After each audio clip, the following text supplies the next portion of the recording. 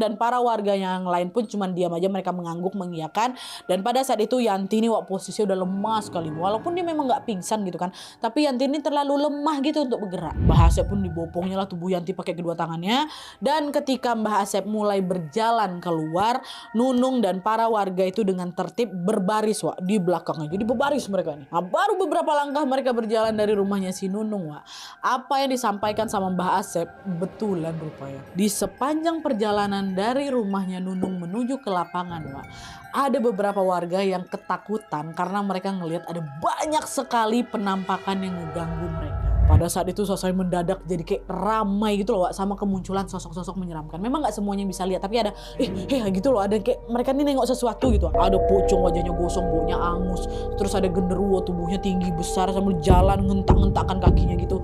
Terus mohon maaf nih, ada sundel bolong yang bagian alat vital itu mengeluarkan darah bau amis gitu loh. Dan masih banyak lagi penampakan lainnya. Jadi waktu mereka jalan tuh rame, tiba-tiba rame. Semua sosok itu muncul entah dari mana dan mereka juga ikutan tuh berjalan ngikutin rombongan yang Mbah Asep. Dari ekspresinya terlihat kalau si sosok-sosok ini nih marah dan kayak pengen nyerang mereka gitu loh. Tapi mereka nggak bisa ngedekat. Gara-gara apa ya? Tadi itulah di sepanjang jalan mereka udah duluan naburin garam jalan mereka. Pada ketakutan baca doa-doa yang bisa ngeliat tuh. Dah. Nah, sesampainya di lokasi warga lapangan Gapura itu, Mbah Asep pun membaringkan tubuh Yanti di tengah lapangan itu. Setelah itu Mbah Asep meminta para warga untuk udah kalian agak jaga jarak sedikit ya, menjauh sebentar lah gitu. Nunung dan para warga pun ngangguk sambil mereka berjalan ke tepi lapangan. Dari jauh mereka melihat Mbah Asep ini lagi membakar arang sambil mulutnya juga sambil komat kamit, entah membaca apa. Nah, saat arang itu udah mulai dibakar nih Yanti yang awalnya lemas itu tiba-tiba bergerak aktif. Dengan perlahan-lahan Yanti ini mulai bangun.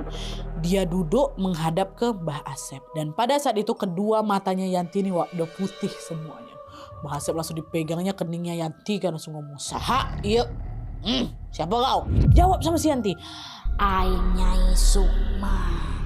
Sekarang Yanti udah jadi punyaku, jangan ganggu dia." "Yanti bukan milik kau harus pergi dari sini," kata Mbah Asep lagi.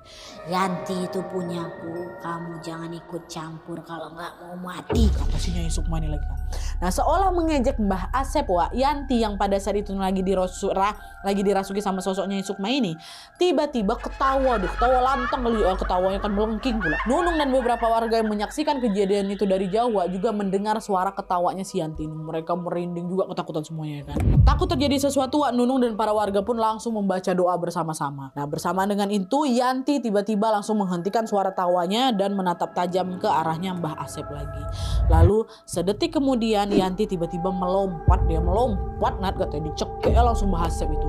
Matanya melotot marah dia kan. Yanti masih juga bilang, "Jangan ikut campur atau kau mati, jangan ikut campur atau kau mati, jangan kau ikut campur atau kau mati." Digituin lah itu. Sambil merapalkan mantranya, Mbah Asep ini berusaha melepaskan cekikan tangannya Yanti dari lehernya.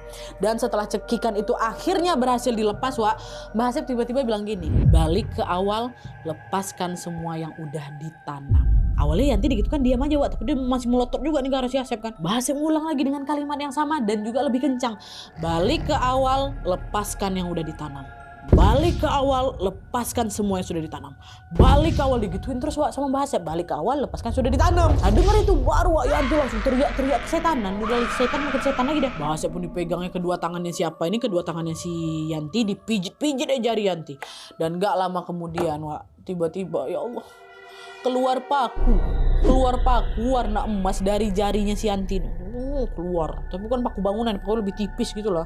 Dibilang jarum sih tebal kali, jadi paku lah kata si Nugi juga paku. Nah, keluar nih dan bersamaan dengan keluarnya paku itu sosok Nyai Sukma yang masih berada di dalam tubuhnya si Yanti ini kembali berteriak lagi sama, "Awas kau ya, beraninya kau sama aku. Walaupun aku pergi dari tubuh anak ini, aku tidak akan kemana-mana. Aku akan tetap berada di desa ini," katanya.